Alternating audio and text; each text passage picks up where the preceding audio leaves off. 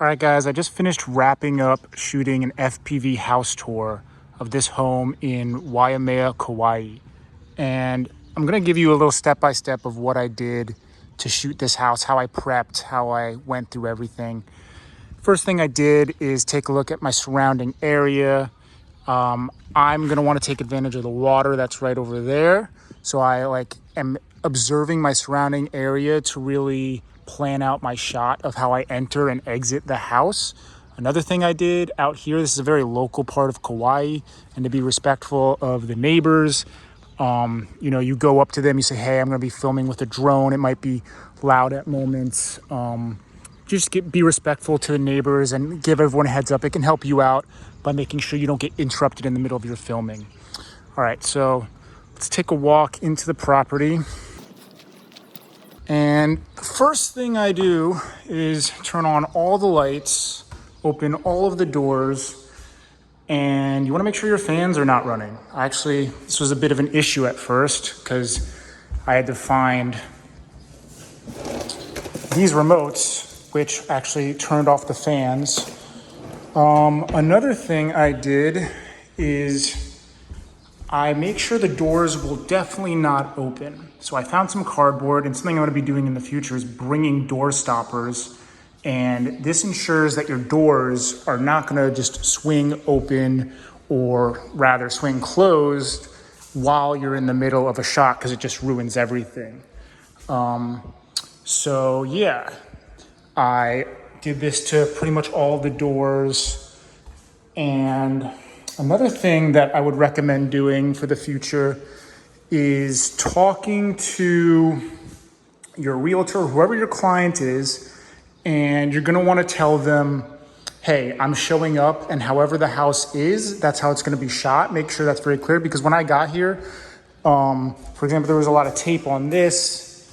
There's even tape right there, which I'm not able to get to, otherwise I would have removed it. It's not even in the shot, but it's just something that, like, when you're shooting the house, there could be little minor imperfections, and you wanna make sure that it's not your responsibility. I cleaned up as best I could. There was little things I did that made it just a little bit nicer of an experience. But anyways, getting back to how I planned out the shot, basically you're just walking through the house. I kind of use my hands, and I like to just walk through the house and picture how it's gonna look, blah, blah, blah. That's creative, that's up to you.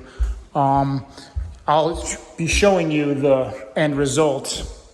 But this is a really tight house. This is very small for an FPV house tour in terms of the amount of space you have to work with. But yeah, you'll see how I did, and you can judge me. I ended up exiting the house through here, and I'm gonna fast forward real quick to getting around. So I exited through that window. I came around here, showed the backyard. And one thing that you have to figure out when you're doing an FPV house tour is, where are you gonna be during the shoot? You wanna be in the most central location possible to where the drone is flying, but you also need to make sure that you can't be seen. I was able to tuck myself away right here. I'm also gonna be bringing myself a little bucket to sit on. I think that'd be useful. I found this brick. But anyways, I sat inside of the outdoor shower during the whole shoot, which worked really well for me. Yeah, that's about it. If I remember anything else that I want to add to this video, in terms of tips and tricks on how to film an FPV house tour. Oh, yeah, okay, so I started out with using original Dobo's bad idea mount, and I have to say it's kind of a bad idea and it's kind of not. So, because I wanted to film everything with the GoPro. I have a GoPro 10, and I did so many runs of it, and it was kind of good. I'll show you some comparison footage, but the Avata is just not handling that well with a heavy GoPro 10 on it, which you would imagine. I'm not surprised by it. So I ended up reverting to doing the last couple goes with just the Avata, and the drone handled so much better, and I kind of almost even like the image quality a little better than what the GoPro was giving me. I did shoot in Cinelike, and I wasn't shooting on a flat color profile on the GoPro. Maybe that was something, but the way GyroFlow was handling the data that I gave, that like the footage when I was processing it, it did some really weird zooming in and out when I was giving it the GoPro footage. But when I gave it the Avata footage, it wasn't doing that. It wasn't really an issue.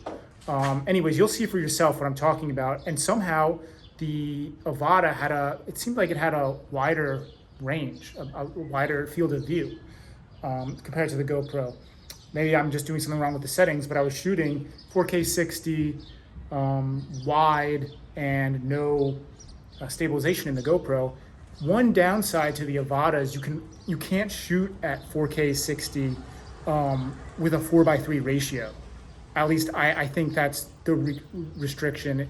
For some reason, I wasn't able to shoot in 4K 60, so I was shooting in 2.7K 60, and then I was shooting in 4:3 ratio and flat color profile, blah blah blah. So yeah, let me know if you guys shoot with the bad idea mount. I would love to use like a GoPro Bones on top of the Avata, or just get it off, stop using an Avata and try something else, because then you could really take advantage of what a GoPro could offer. But yeah, I'll let you guys know if I think of anything else. If not, have a good one. See you guys in the next one. Peace. One extra nugget of information: I brought my laptop to review footage in between takes, and I think it really helped out to review the footage while it's in GyroFlow. You get that preview. So that's one other thing that I did. Also, leave the house exactly as you found it. The keys were inside these doors. These remotes were exactly right here.